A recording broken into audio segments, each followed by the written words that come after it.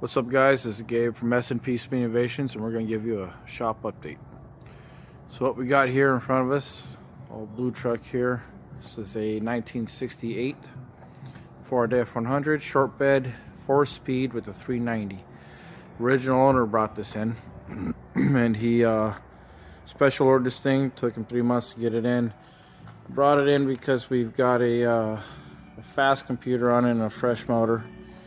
So it's an easy EFI, and unfortunately there's not a whole lot of easiness about it, because when there's an issue or a glitch, we really can't get into it and do much.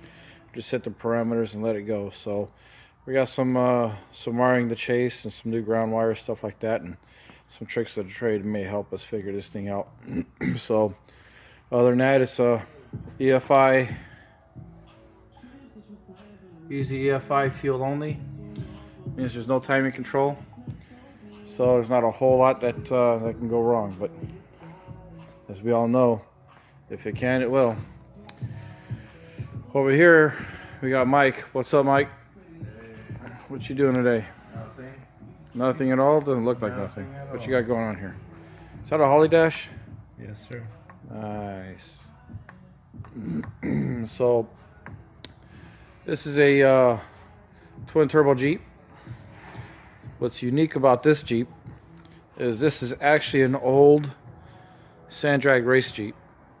Normally you'd have a big blower on it and stuff like that, slammed to the ground, and it was strictly for sand drag racing. So this customer here bought an old chassis. This is old miner's chassis, and he's turned it into a Lamis car. So yeah, you can only imagine this thing that weighed about 1,500 pounds before as a Lamis car. Twin turbos, twin 65s, if I remember, 66 millimeter turbos. I don't quite remember. This thing ought to get pretty good. So if he goes with Lamis, if you guys see this thing run for the hills, you might be taking a crown. So 408 LS motor, got Tatum turbo manifolds and valve covers and all the good stuff, the intake manifold, and has a Holley HP in it. So we're getting this thing dialed in. Tires just so we can roll it around, put it on the dyno, rear mount radiator.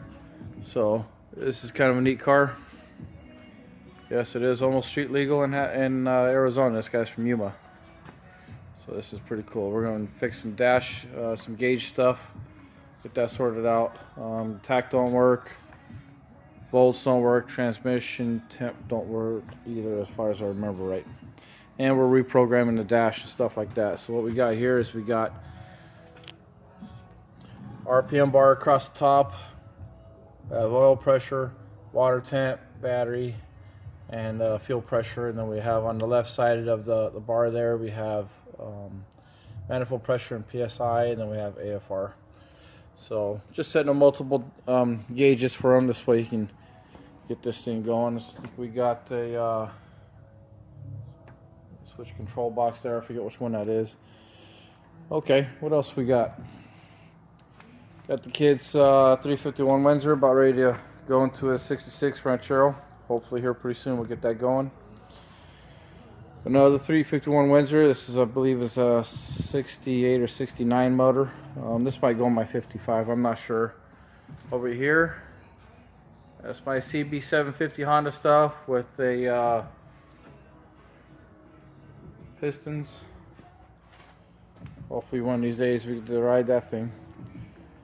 We have a 4.6 mod motor. Got an 05 to 2010 Mustang GT block, thanks to Frankie, sourced that out for us, and matching crank. And then we did drop the compression ratio down, so we did lower compression pistons. And then HPM rods, good stuff. Waiting for some head gaskets to come in. We can finish that up. Got a Toyota 3RZ, waiting for head gasket to come in, and we'll finish this thing up. And this is going to be a Toyota 22R swap. And this bad boy, Class 1. That's right. This is the buggy version of the trophy cars, trophy trucks. Class 1 car, we're pulling the old Motec out of it. We're putting in a new Haltech in it. So maybe asking, why would you pull a Motec out and put a Haltech in there? Well, Motec, we kind of lost communication with it. Takes really old software, and honestly, we want a more advanced computer in it, something that's not so outdated. That Motec's probably 15 years or older, and there's some neat functions in it, but that's not what we want for today's racing. So we put a Haltech in it, something a little more modern, something a little more friendly for what we do here in the shop, and you'll get a couple Haltech dashes up in here. So after that, we'll add some sensors in it a little bit at a time. We run welding cables, so we're going to do new welding cables. Going to go to the back for ground strap, and that's it. Rotary 13B. That's a different project of its own. Here's a riddle for you. Doesn't have wheels, it doesn't float, it doesn't have wings. See if you can figure that out. And there's two of them on the same project. Same thing. I'll let you guys figure that out. Well, that's it. That's what we got for a shop update. Again, S&P Speed Innovations, putting some Haltech products in, doing some Holley stuff, some fast stuff. We got webcams, Arias pistons, and all that good stuff. So that's what we got. That's our shop update. Hey kid, what you working on? Just when we thought we were done. What you got there? Coil harness. Coil harness. Oh ho ho ho.